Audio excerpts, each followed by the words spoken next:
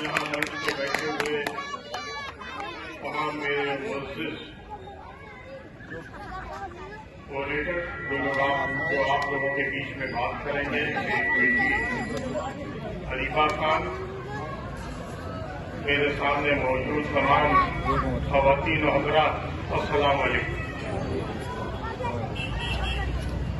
मैं आप लोगों के बीच में सिर्फ दरख्वास्त लेके आया हूं कि केजरीवाल के धोखे में मत आइए, कांग्रेस को सपोर्ट कीजिए। और क्यों कीजिए उसकी वजह बताना चाहता हूं कि केजरीवाल को क्यों नहीं कीजिए। केजरीवाल को मैं आज से नहीं जानता, केजरीवाल को मैं तब से जानता हूं जब मैं मिनिस्टर था, ये झोला लेके खेला करता था वहां संदीप दीक्षित के साथ। अन्ना जी के आंदोलन को पूरा आरएसएस ने चलाया, ये आरएसएस की पैदावार है। और जब बीज आरएसएस का होगा तो पेड़ भी आरएसएस का निकलेगा। उसकी कुछ मिसालें आपको देना चाहूंगा। जहां भी भाजपा को ये दिखता है कि कांग्रेस को कमजोर करना है, वो केजरीवाल को आगे कर देते हैं। हर है कांग्रेस और आम आदमी के बीच भाजपा का क्या कुछ है नहीं, कुछ है हराने के लिए खड़ा कर देंगे यहाँ और कहते हैं साहब भाजपा जीत जाएगी, ज्यादा वोट जो है जैसे मेरे इलेक्शन में किया था कि बीजेपी जीत जाएगी, बीजेपी जीत जाएगी, और आप सबको गुमराह करके सारा वोट लेके बैठ गए पूरे दिल्ली में। मैं आज भी कहता हूं कि बरगलाना और एक्सप्लॉइट करना आसान होता है, लेकिन उसकी कीमत चुकाना बड़ा मुश्किल होता है। वो कीमत ये लोग कभी नहीं चुकाना जानते। इनसे तवक्को भी मत रखिएगा कि कभी हम इसकी कीमत चुकाएंगे या आपके सब को, आपकी कुर्बानियों को याद रखेंगे। गुजरात में जाते हैं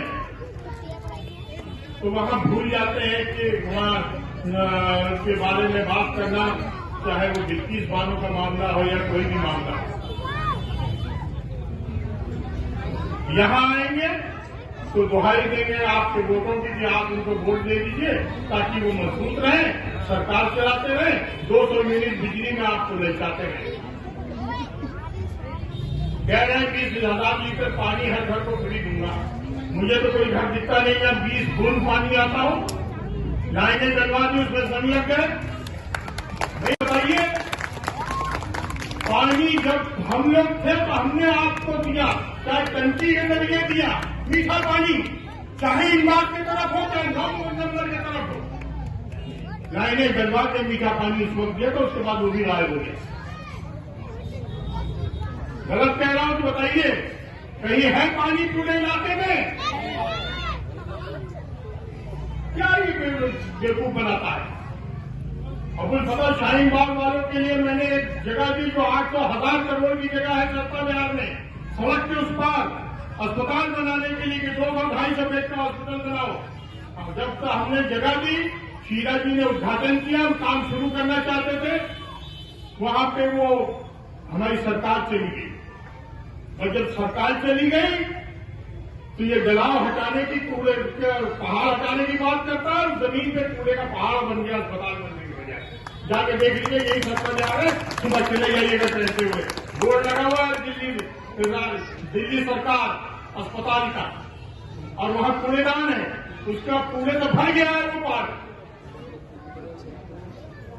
अस्पताल के सामने कूड़े रहते हैं। इतना बड़ा मकसद हमारा है। रहमानी साहब मरहूम अल्लाह ने जन्नत नसीब फरमाए, इतनी उम्दा चीज बना के गए यहाँ हम लोगों के लिए, उसका हाल, उसकी एंट्री का क्या हाल है? कहीं चले कुश्ती करता है। हमारे भाई ने भी बहुत अच्छी बात कही कि जब अवाम का मसला होता है, मूवमेंट का मसला होता है, या जरूरत होती है कि आप हमारे साथ खड़े हो, हमारे दुख में सुख में आप साथ खड़े रहे, तो दुख में तो आपको भी दिखाई नहीं देता, सुख को बांटने चले आते हैं। हमारे वोट का हकदार वो आदमी है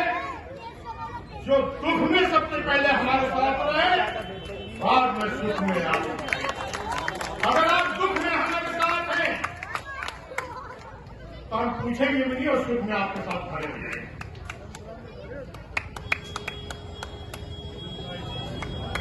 देखिए, अभी मुझे ये लोग कह रहे थे कि पीछे की रोड टूटी हुई है। मैं इतना कहना चाहता हूं कि 30 साल मैंने भी सियासत करी और हुकूमत चलाई, मिनिस्टर भी रहा, एमपी भी रहा 2 बार, आप लोगों की दुआओं से 4 बार मैं एमएलए भी रहा, आसिफ मोहम्मद खान 2 बार एमएलए रहे, लेकिन इलाके का इतना बुरा हाल और बदतर हाल कभी नहीं हुआ जितना आजकल देखने को मिलता है।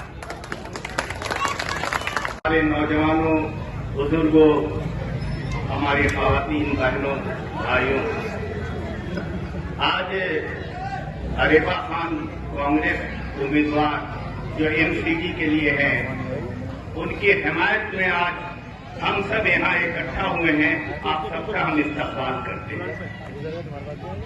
स्टेज पर हमारे बहुत सारे नेता बैठे हैं, खासतौर पे हमारे रियाज नेता जो बिहार के नेता हैं, अंसार साहब हैं, और भी सब लोग मौजूद हैं यहाँ पे। आज अरेबा खान साहब ने बताया था कि शायद आज आखिरी मीटिंग उनकी है और कल जुमा का दिन है और जुमा बड़ा अफजल दिन है। आप सब लोग दुआएं करेंगे, हम सब लोग दुआएं करेंगे इनकी कामयाबी के लिए। और इतवार के दिन शनिचर को सोचने का मौका इलेक्शन के मौके पर दिया जाता है और इतवार के दिन आपको वोट देना है। बातें बहुत हो चुकी, सब लोगों ने बताया होगा। आज जिनसे हमारा मुकाबला है, जो सामने हैं, वो पहले से थे। क्या काम हुआ नहीं हुआ ये तो आप खूब बता सकते हैं, जान सकते हैं। लेकिन अगर डेवलपमेंट की बात की जाए तो डेवलपमेंट के दिल्ली का मॉडल सिर्फ एक मॉडल है, वो कांग्रेस का मॉडल है, शीला दीक्षित का दिया हुआ मॉडल है। इस इलाके में परवेज हाशमी, जब एक मीडिया वाले ने मनीष सिसोदिया दिल्ली के उप मुख्यमंत्री से पूछा कि बताइए बिल्किस बानो के ऊपर आप क्या कहना चाहेंगे, तो उसने पूछा, उसने कहा कि मुझे बिल्किस बानो के ऊपर नहीं, आप मुझसे कोई और सवाल पूछिए, किसी प्रोग्रेस की बात पूछिए। यह है इनकी गहरी मानसिकता। जब किसी मुसलमान का नाम आएगा या जब किसी के ऊपर ये जुल्म की बात करेंगे कि तुम उसके साथ खड़े हो, नहीं तो ये अपना पीछा छुड़ाएंगे।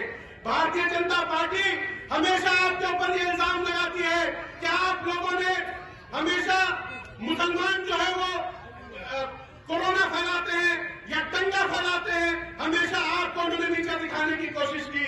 लेकिन मैं कहता हूं कि भाजपा वालों, मजहब के नाम पर जुल्म और सितम हम नहीं करते, वफा की आड़ में सियासत हम नहीं करते, मरकर भी इस जमीन की कोख में जाते हैं गुस्ल करके अपने वतन की मिट्टी को नापाक करने। इन्हीं बातों के साथ मैं बस एक अपील करके जा रहा हूं कि 4 दिसंबर को बहन अरीबा खान को जिताकर यह आपको संदेश देना है कि एनआरसी में हमारे नाम पर चुप रहने वालों, तुम्हारे मुंह पर करारा तमाशा है ये। और सदर साहब हाथों में पतंग लिए आए थे और उनसे पूछिए कि कहां थे वो एनआरसी के वक्त, जब यहाँ की बहनें, माएं और छोटे छोटे मासूम बच्चे 7 डिग्री और 8 डिग्री के ठिठुरते हुए ठंड में बैठे थे आंदोलन में, तब क्या सदर साहब को याद नहीं आई? कांग्रेस पार्टी से वैसे तो मैं जानता हूं आप लोग परवेज भाई को सुनने के लिए बेकरार होंगे, लेकिन मैं आपको भी थोड़ा इंतजार कराऊंगा। मैं चाहूंगा कि आप 2 मिनट में अपनी बात रखिए। इमरान भाई। दोस्तों, सभी को मेरा अस्सलाम वालेकुम। और हमारे यहाँ ओखला के अंदर जो हमारी आसिफ भाई की लड़की अरीबा खान जो खड़ी है, इनको आपको कहीं न कहीं इस ओखला से साहिबाद की सीट से जिताना होगा। क्योंकि दोस्तों, आज हमारे देश के अंदर अगर आप देखेंगे कि इस देश की जो लड़ाई है वो सिर्फ हमारे राहुल गांधी जी और आरएसएस के बीच में है। आम आदमी पार्टी जो कि वोट काटने वाली पार्टी है, ये आज गुजरात में कितने प्रतिशत वोट कांग्रेस के काट रही है ये पूरा हिंदुस्तान जानता है। आज 89 सीटों पर गुजरात में चुनाव हुए हैं, जिसमें से 55 सीटें लगभग कांग्रेस की आनी है, लेकिन ये आरएसएस का एजेंट वहां गुजरात में कांग्रेस की वोट काट रहा है।